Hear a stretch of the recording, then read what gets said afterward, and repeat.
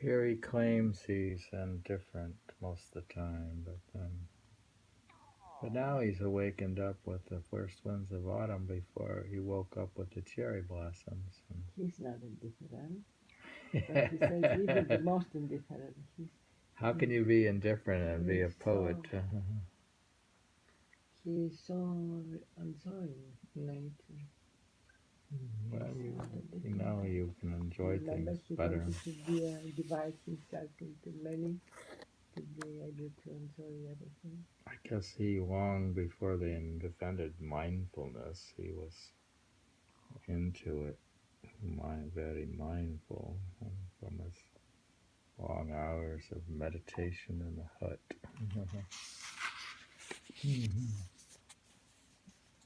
Well, did I read that again? I should read the poem. Even in a person most times indifferent to things around him, they awaken feelings, the first winds of autumn. That's the Shinko Kinsu, number 4299. I think he's metaphorical here. How he means the autumn of life. Oh, yeah. And, so it's how you awaken to Okay, you waken coming in, winter. in middle age at autumn, which is autumn, you're a middle aged person wakes up. So if I'm living to 120, have I even reached middle age? Yeah, Am I old or middle aged? you're beyond the age. Yeah, Maybe I don't have. 50 is middle age. I could be ancient and Maybe 40 is middle age. so 40 is middle aged and 60 Old age. is almost dead. Is old. End of autumn. Well, you could have a correction where to correct your thinking, you would say middle age is 30 and old age is 50. And there is a youthfulness again. Uh, It's a new spring. you could say you die at 60 and then you just got lucky and were able to live on a little bit. Mm. You got an extension. Autumn. How many drops of dew will spill from leaves of grass? Fall winds are rising on Miyagino Plain. Now he's asking how many drops of dew will spill from leaves of grass. Fall winds are rising on Miyagino Plain. Where's this plain? The plain of Miyagino in the Sendai area of northern Japan is famous for its bush clover and other autumn blooming plants. I don't know if this indicates he traveled because we don't have, and we don't know if he has a travel journal.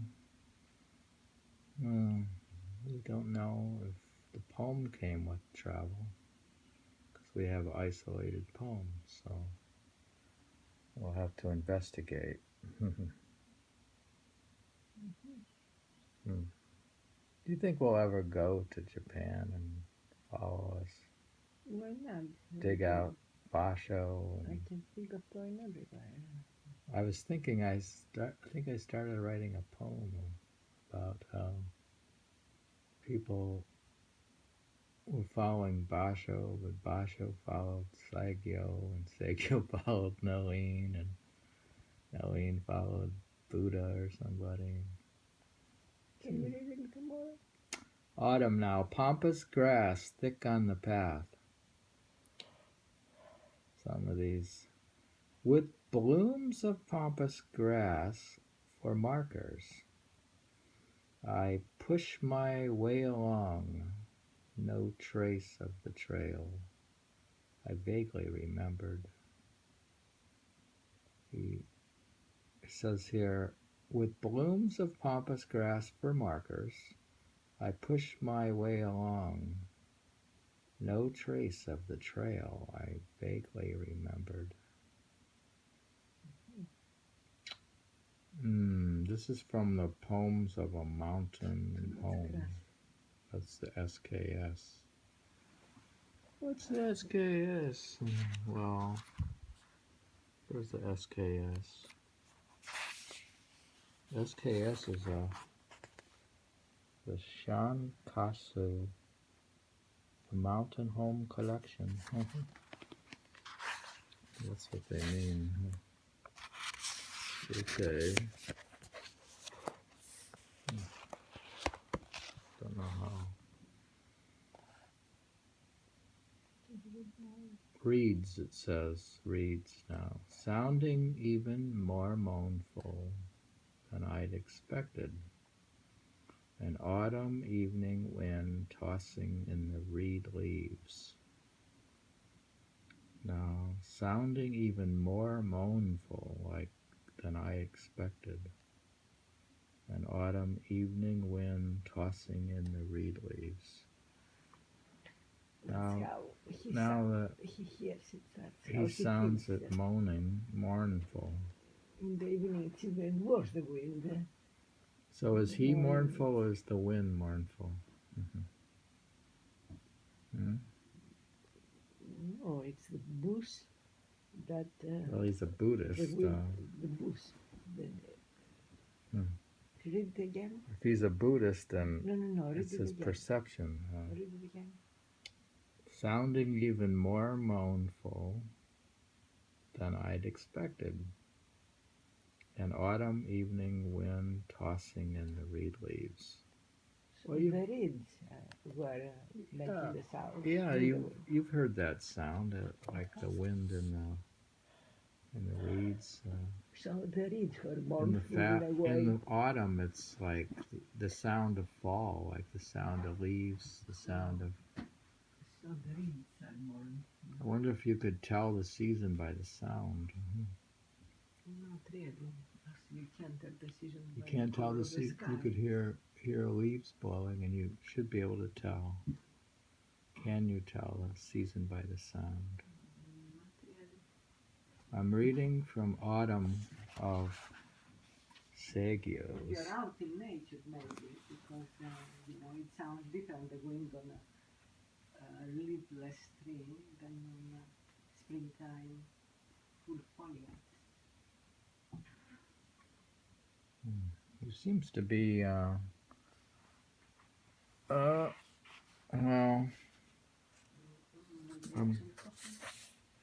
yeah, make some coffee. How lonely the light of the moon filtering into my hut.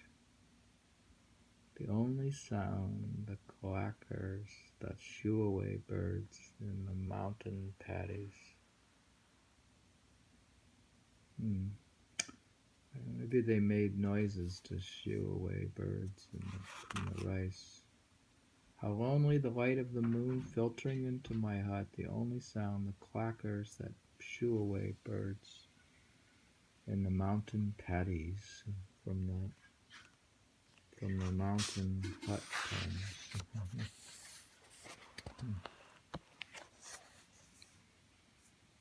Still in autumn. We're still reading in autumn. And there's autumn on this thing here. We're looking at the High Sierra. See the High Sierra? I got High Sierra now on my computer. So I'm so advanced. God.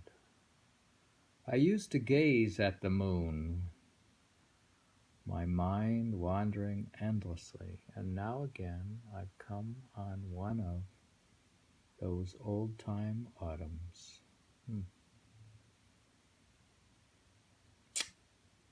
I used to gaze at the moon, my mind wandering endlessly.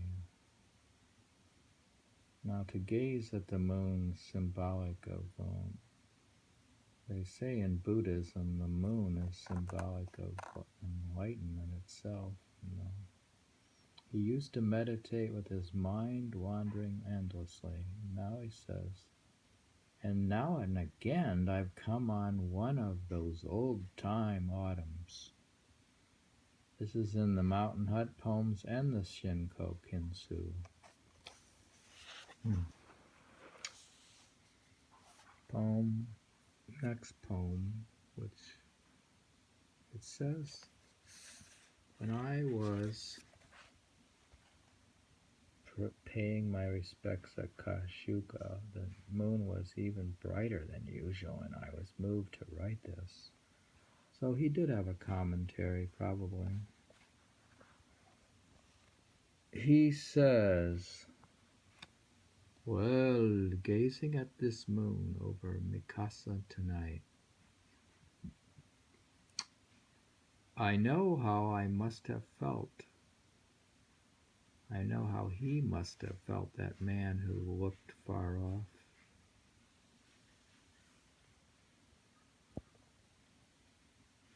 Kashuga is a famous Shinto shrine at the foot of the Mount Mikasa in Nara. Saigyo is recalling a poem by Abeno Nakamaro, an envoy to the Tang court in China during the Nara period. Abe wrote the poem in China in 752 when he was about to board a ship to return to Japan. The poem expresses his longing for his homeland and is preserved in the Kokinju. I turned to look far off at the sky, the same moon that used to rise over Mount Mikasa in Kasuga. Abe's poem is especially poignant in view of the fact that after he had embarked for Japan, his ship was blown far off course and wrecked on the China coast. He made his way back to the Tang capital, but died there without ever returning to Japan.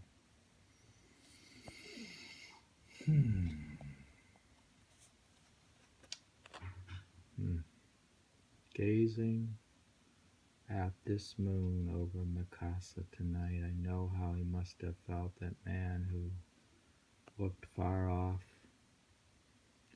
And if you think about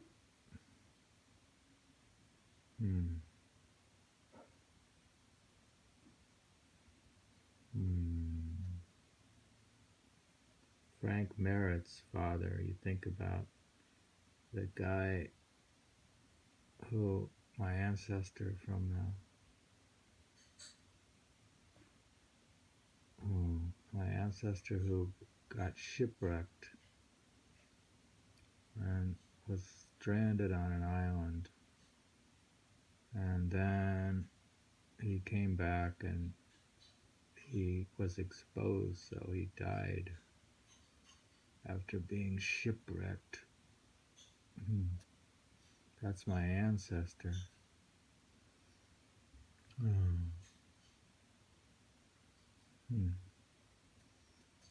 That's from the Merits. Anyway, so I was reading this poem and that's what happened to him. Yeah, let's see. We have time for another? No.